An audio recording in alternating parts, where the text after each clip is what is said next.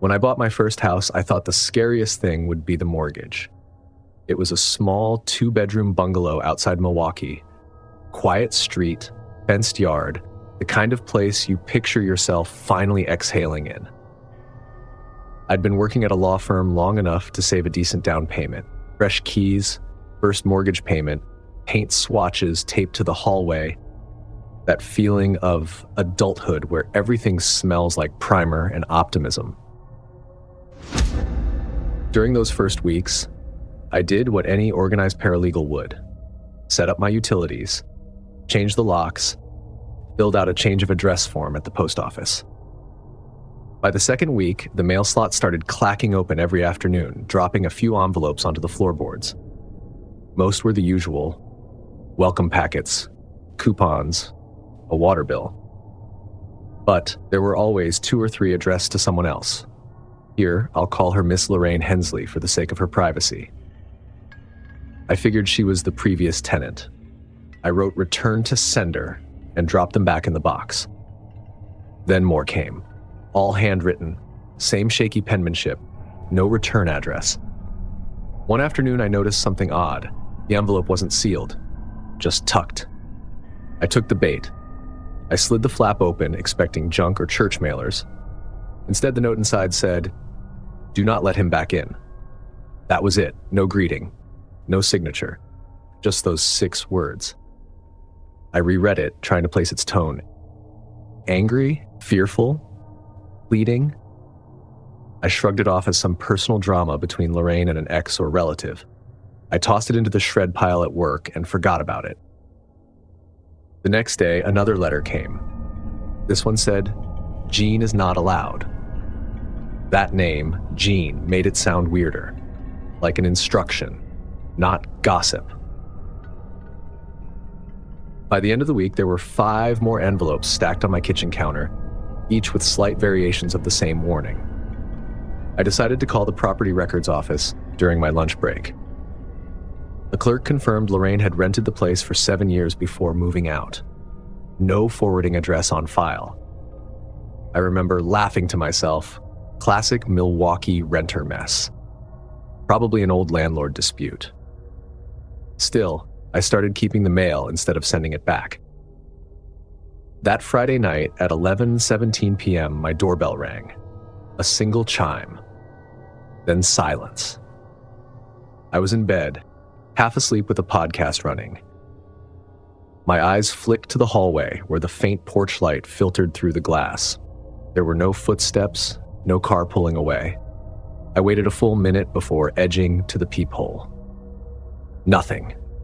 It didn't happen again that night, so I told myself it was a delivery mix-up or bored kids. But the following night, it rang again, around the same time. Just past 11 p.m. The next day, I mounted a doorbell cam, just in case. The next afternoon, I checked the feed while eating lunch at work. The motion alert showed a man standing inches from the lens.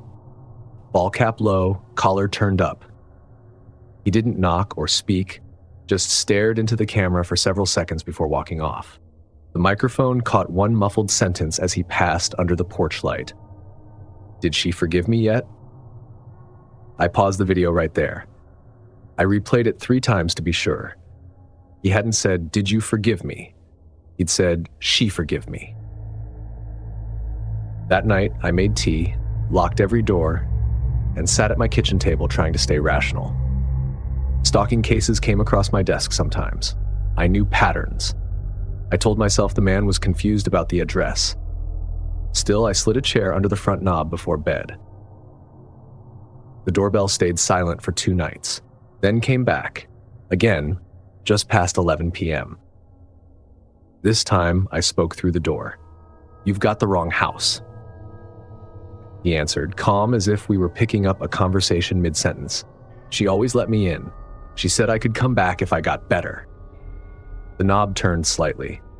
Testing, not forcing. That sound, soft metal friction, sent my pulse jumping. I grabbed my phone and hit 911, keeping my voice calm the way I'd coached clients in restraining order cases. "I have a man outside trying my door," I told the dispatcher. He's saying something about the previous tenant. The operator asked if he was armed. I didn't see a weapon, but I couldn't bring myself to look through the peephole again. He's moving, I whispered. Heavy steps moved across the porch, and then complete silence. The dispatcher told me to stay on the line until officers arrived. I peeked at the live door cam feed. He wasn't on the porch anymore. But a moment later, the motion alert pinged again. He had reappeared farther from the camera, standing on the sidewalk now, looking up at my bedroom windows. Police pulled up 5 minutes later. By then, he was gone. They took my statement, logged the footage, told me to call again if he returned.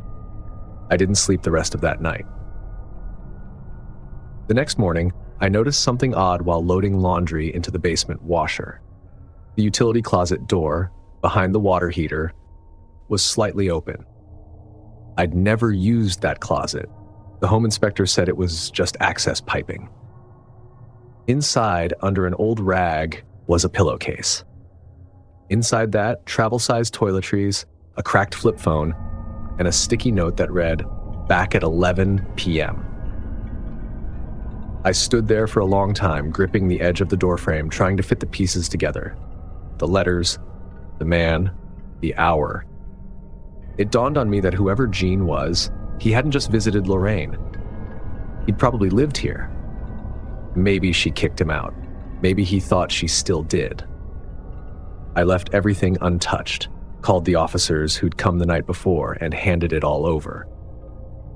The detective flipped the pillowcase inside out, frowning. Homeless squatters sometimes use basements like this. Could be old. Could be him. Do you think he's still around? I asked. He shrugged. We'll keep an eye out. Change your locks again, just in case. I did. But even new locks didn't make me feel safe. Yet around 11 each night, my focus scattered. I'd check the clock compulsively, waiting. For 2 weeks, nothing happened. Then one Friday, while reviewing case notes in bed, the doorbell chimed again. I nearly threw the laptop off my lap. I stared at the time glowing on the screen, 11:17 p.m. Hands shaking, I opened the app. The live feed showed only the porch light. Then motion blur, someone darting just out of frame. Instead of calling 911 again, I hit the floodlight switch from the app. The yard exploded in white. For a split second, I saw him, just the back of his jacket as he sprinted toward the street, hat flying off mid-run. He never came back after that. A few days later, an officer called to update me. The phone from the pillowcase had been dead for years. No SIM card. They'd found nothing in the Prince database. Probably an old squatter, he said. You just moved into his comfort zone. It wasn't his house anymore, but it had been. The idea that a place could still belong to someone in their mind unsettled me more than any ghost story could.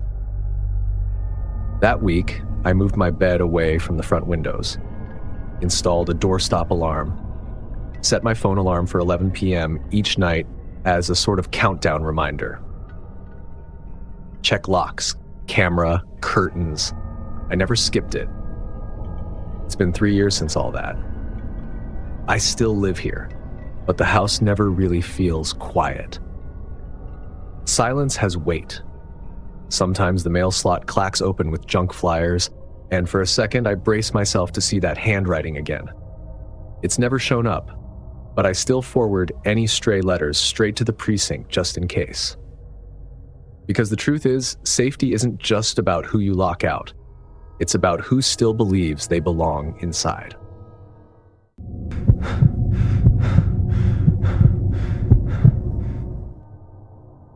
I bought the place for its bones, not its beauty.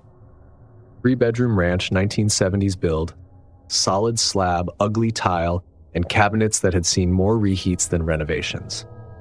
My wife joked that demolition day would be my new hobby. She wasn't wrong. That first Saturday off duty, I pulled on knee pads and earmuffs and went at it like it was a training drill. Vacuum for dust, tape for evidence. I labeled every screw baggie and marked every stud location. Years on the force had made me meticulous to a fault. I couldn't even remodel without turning it into a scene log.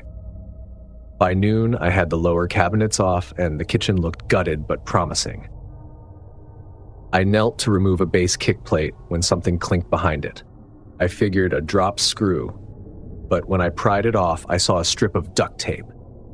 Underneath it, stuck in a thin layer of grease and sawdust, was a small brass key. It was darkened from age, but had a neat tag loop. Blank, no label, no engraving. People hide all kinds of things: cash, spare keys, bad habits, but a single unlabeled key taped under a cabinet? That's not normal. That night, I left it on the counter, meaning to toss it in the junk drawer. But I kept looking at it over dinner, the way you do with something that doesn't quite sit right. My wife noticed. "Another mystery solved, detective?" she teased. "Maybe," I said, "or maybe I just found someone else's secret." The next morning, I knew I wasn't letting it go. The backyard stretched into a patch of overgrown cane and weeds. It was hard to say where the yard ended. The thick weeds made it feel endless. I'd walked it once before closing, but hadn't paid attention beyond the chain link on one side. When I reached the far corner, I saw something I hadn't registered before. A rusted tin shed almost buried in cane. No lock on the door, just a padlock looped through the latch. Rusted stiff with years of disuse. I pulled out the key. It fit like it had been waiting. The lock popped open. Inside, my flashlight beam caught dust swirling and, oddly, a smell of plastic. The shed wasn't empty. 3 Rubbermaid totes sat in a row. The first one I opened held children's shoes, not pairs, singles. Each one was different. A pink sandal, a mudcake sneaker, a small boot with a glitter star peeling off. All sizes, none matched. The second tote had photos, dozens of them. Interiors of houses, not mine. Kitchens, basements, hallways. A few had stuffed animals visible. Others had notes scribbled on the back. Closet door, same layout, move mirror. The third tote stopped me cold. A duffel bag full of laminated name badges, hospital IDs. Same hospital, different names.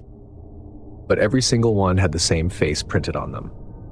I zipped the duffel shut and backed out. My training said secure the scene, but I wasn't on duty. I took photos with my phone.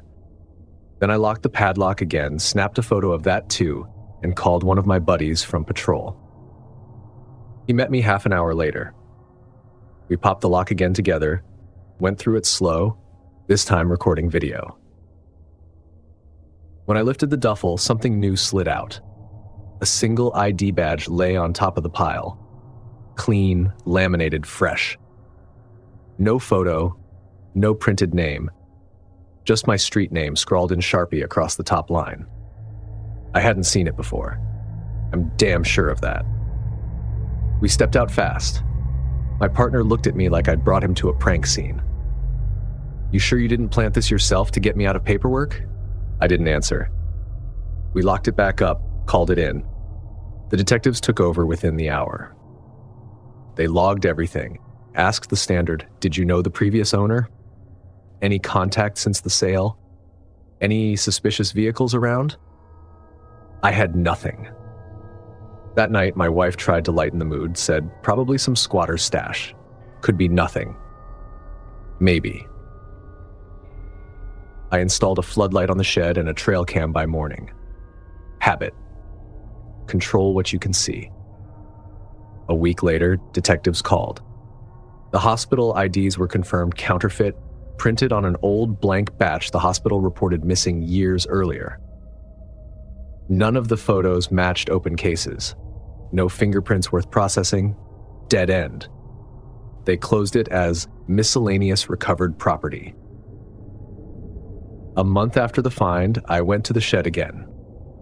The lock hung twisted, freshly cut. Inside, the floor was swept clean. Cleaner than before. Like someone wanted to erase the whole thing. I welded the door shut that same day. Called my patrol friend to stand by while I did it. He didn't say a word, just kept the flashlight steady as I sealed the seams. That night, we sat on the porch, drinking coffee, neither of us wanting beer. "You think whoever it was came back for the stuff?" he asked. "I think whoever it was never left," I said. He looked out toward the dark field. "You should move." Maybe I should have, but something about the place felt like unfinished business. I upgraded the lights, installed perimeter alarms, even mounted another trail cam higher up. The footage stayed clear for weeks. After that, I stopped checking. My wife eventually convinced me to fill the backyard with gravel and planters, make it look new. We planted oleander along the fence. She said the flowers would hide the scars where the shed sat. They didn't. I still catch myself staring toward that corner when the wind moves the cane. It's been years now. We've repainted, remodeled, made the place livable, but that part of the yard still feels like an open file. But I'll never forget the day I found out that my house once had a second life before me. And some nights, I get the feeling that life isn't finished.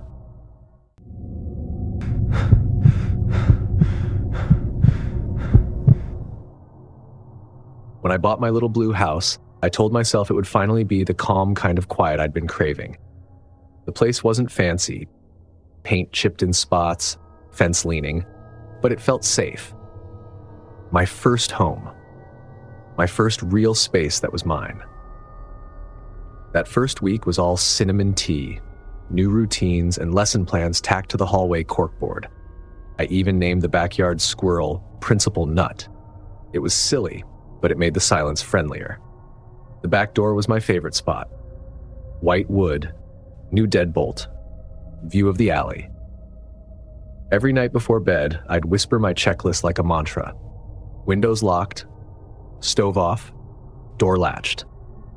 I even stuck a neon pink note beside the light switch that said, "Lock." The first time I found the door unlocked, I laughed it off. I'd been lesson planning late, probably distracted. I locked it again and pressed the sticky note down harder. The second morning, it happened again. This time, I stood staring at the knob like it was mocking me.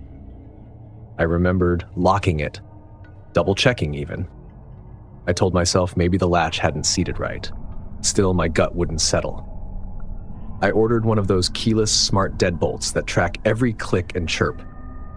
That night, I set it, heard the motor whir, and felt reassured by the little green light. The next morning, the app log showed unlocked 2:43 a.m., manual turn. I hadn't touched it. My teacher brain tried logic. Software glitch, power blip, calibration error. But my gut whispered something older and simpler. Someone had turned it. I decided to test it, science experiment style. I balanced a dime on the inside handle so it would ping if moved, and dusted a thin trail of flour on the tile by the threshold. Just before bed, I whispered, "Let's see what's real." At 3:12 a.m., a dog barked in the alley. Then, the dime hit the tile. I didn't move. My throat went dry, listening to the silence stretch out again. When dawn came, the flour showed a single wide tread. Flat, smooth like a skate shoe, and a gray smear near the jamb, as if from ash or graphite.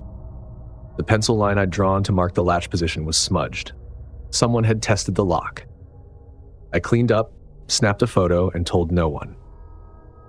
Not yet. That night, I camped in the living room with the lights off, phone recording, thumb hovering over the panic siren icon in the app. Around 2:58 a.m., the microphone picked up a wet breath close to the door. The handle nudged, barely. Then came a slow scrape, like a card sliding into a latch. I hit the siren. The lock screamed an electronic wail. Through the curtains, a shadow jolted and vanished. I dialed 911. 2 officers arrived within minutes. They found nothing disturbed except the flour trail, smudged again, and the dime rolled to a corner. They searched the porch and bagged a lipstick-stained cigarette butt, a lone bobby pin, and a discarded hotel keycard in the alley gravel. Could be trash, one said. The other promised extra patrols.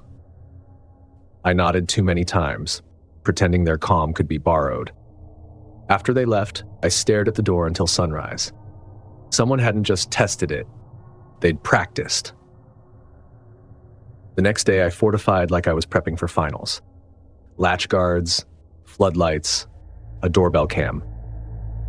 I slept in the front room for a week and tried not to imagine wide treads pacing outside. Each night, I repeated the steps: lock, bar, check app, breathe. 2 nights later, the app flashed tamper alert 1:19 a.m. No footage, just the moth-blurred porch light. My pulse kicked anyway. The neighbor across the alley, runner, paint-spattered leggings, flagged me down the next morning. My dog went nuts around 3, she said. Thought I heard a car door but didn't see one. You good? I told her the short version. She frowned. Bang on the fence. If it happens again, I'll flip my porch light. A new layer of security, human this time. I wanted the feeling of control back, so I started teaching again like normal, pretending I wasn't afraid to leave the house empty. But that night, curiosity pushed me into the basement, where the old utility closet door hung slightly open. Inside was the water heater, some paint cans, and a scuff mark near the bottom. Fresh, knee level, like someone had eased it shut with a leg. I shut it hard and told myself it had been wind. The basement didn't have a window big enough for wind. Sunday evening, I reset the dime trap, added 2 coins balanced on a chair by the knob, and dusted flour again. The rituals helped, same as grading papers, order and chaos. I told myself maybe the person had moved on, maybe it was all done. At 2:51 a.m., glass tapped the wall. The chair had moved. I grabbed my phone and hit the doorbell cam's 2-way mic. This is being recorded, I said in my teacher voice. Police have been called. Footsteps fading down the alley. The same officers came again. They told me gently that most break-ins are crimes of opportunity, nothing personal. I thanked them anyway because they'd stayed until the dawn light hit the fence. For 3 nights, nothing happened. The log stayed clean. I started to believe I could exhale again. Then, Wednesday morning, I noticed a dusty footprint by the back mat, same tread, same size, and a faint pink fleck on the siding, like chipped nail polish. I called the detective line, left a detailed voicemail, and waited. I knew what the answer would be. No leads. That evening, while making tea, I thought I heard movement below. Just the faint, settling groan of the basement. Maybe. I stood at the top of the stairs and said aloud, "You are not allowed in here." It sounded absurd. It also steadied me. By the weekend, I was half convinced I'd scared them off. I even started leaving the kitchen light off at night, testing my courage. The next few days blurred together. No new tamper alerts, no footprints. I started sleeping with earplugs just so my body could remember what rest felt like. But even now, months later, I can't walk past that door without touching the lock twice.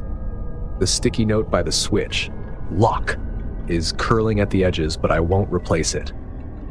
It's proof that I learned something. I kept the dime on the counter beside the kettle, a reminder that paranoia can save you, and that sometimes fear earns its place, because doors don't unlock themselves. Someone always turns the handle, and I know it might sound stubborn, but I had to let whatever was there know this was my place now, and I wasn't backing down.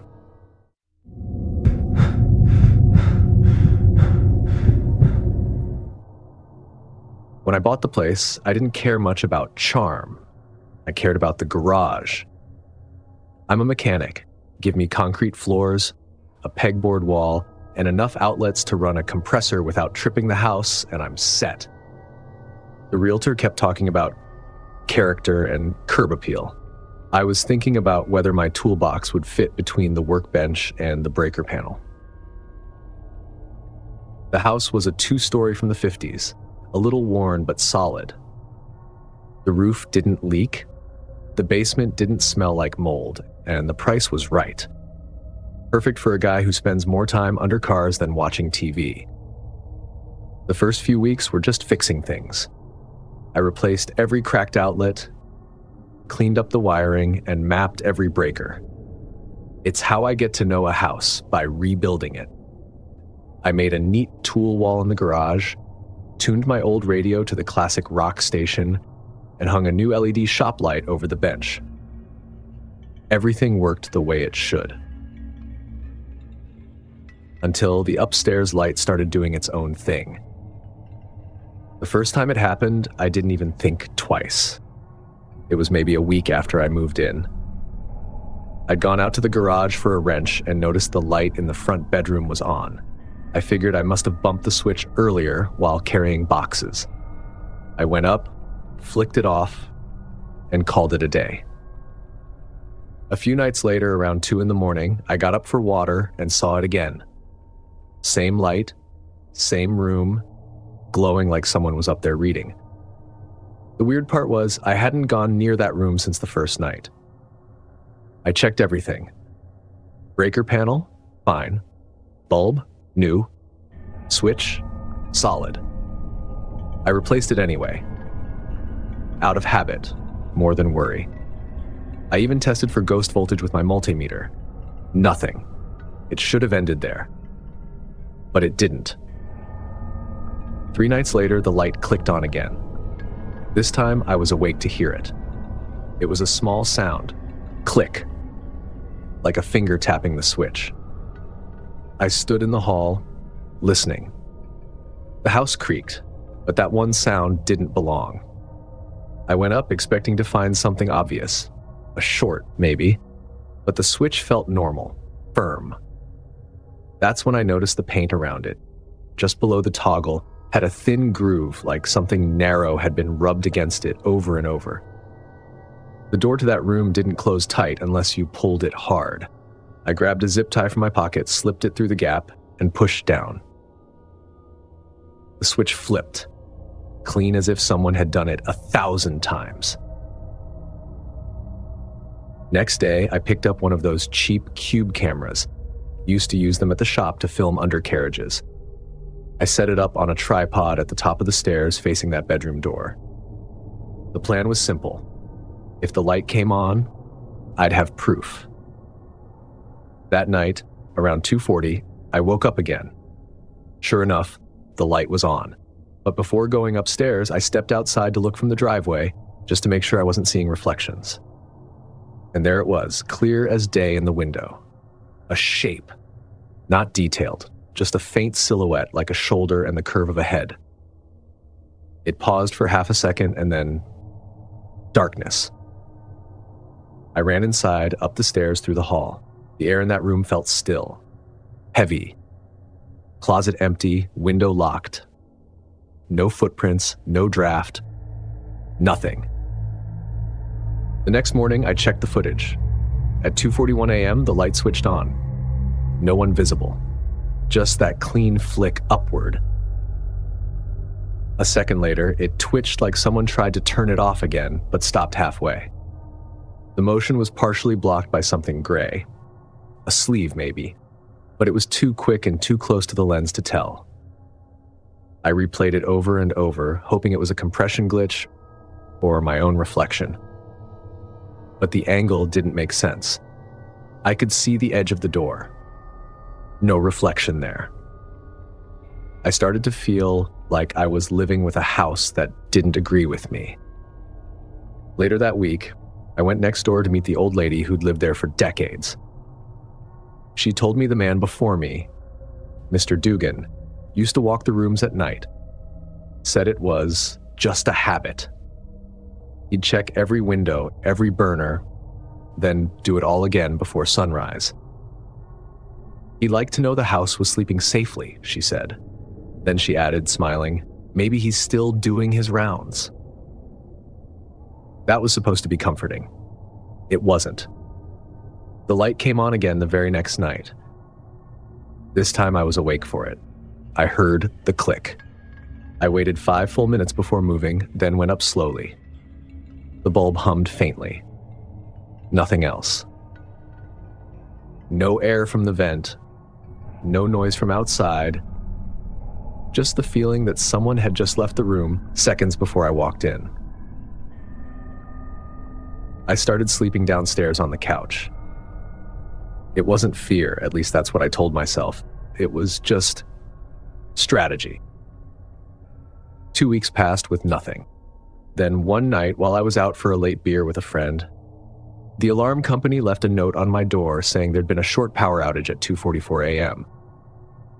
That caught my eye. When I checked the camera footage later, there it was again, the light turned on for exactly 1 minute. No shadow this time, no silhouette, just a flicker in the air, a shimmer, like heat above a hood, and then black. I called the alarm company.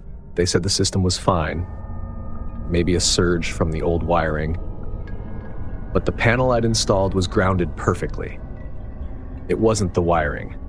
I would have bet my paycheck on that. One day, I went up into the attic. The place smelled like old paper and dust. I found nothing. No footprints, no crawl paths, no nests, just insulation and cobwebs. Still, I marked every beam with chalk, so if something moved up there, I'd know. Nothing ever did. The light didn't turn on again for almost a month. Then, at 2:37 a.m., it did. The upstairs cam caught it this time. A single flick. And in the corner of the frame, barely visible, something moved past the lens. A blur of fabric, gray with a seam like a sleeve. I'd told myself for weeks that this wasn't about ghosts or superstition. But seeing that real, physical movement made my chest tighten in a way I hadn't felt since I was a rookie firefighter walking into my first dark building. I grabbed my flashlight and went upstairs. Every room was still. That was the moment I stopped pretending this was a wiring problem. I installed motion sensors in every room, window pins, and extra cameras. I turned the house into a trap, the kind you build when logic has stopped keeping you safe. Weeks went by. No lights, no noise. I started to relax again. That's when I realized whoever had been messing with the light wasn't trying to spook me.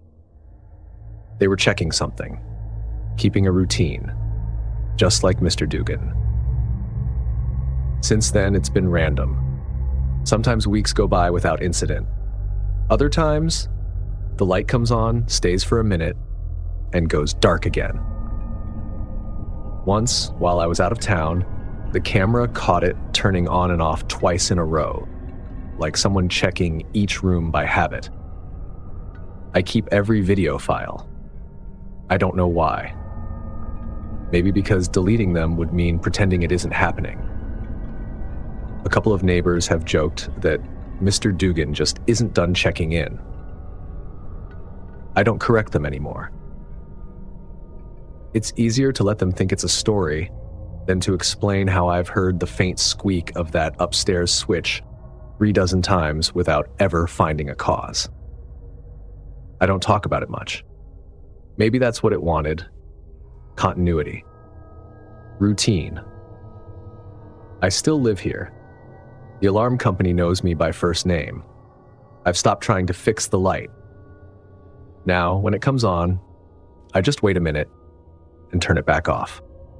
I treat it like another job on the to-do list, tightening a bolt no one else sees.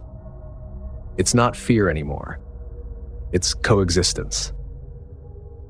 Like the house and I came to an agreement. I keep its habits alive, and it lets me sleep. And maybe that's the truth about old homes. They don't always need fixing. They just need someone to keep the lights in check. Even the ones that turn on by themselves.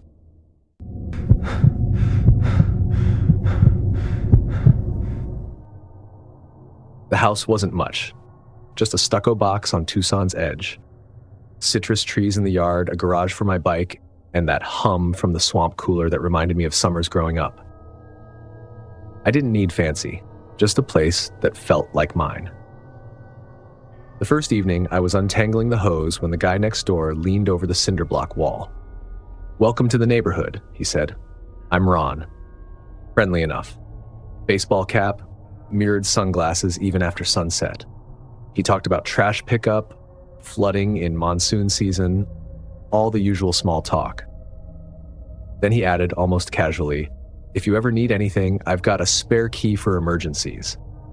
The last folks gave me one." I laughed politely, figuring he meant it as a neighborly offer, but the phrasing stuck with me. The last folks gave me one. Not used to. Gave. Over the next few days, I settled in. Cleaned the carport, rehung a door, learned which drawer stuck. Most nights, I'd sit on the porch with a beer while the swamp cooler buzzed, watching the dog chase lizards in the yard.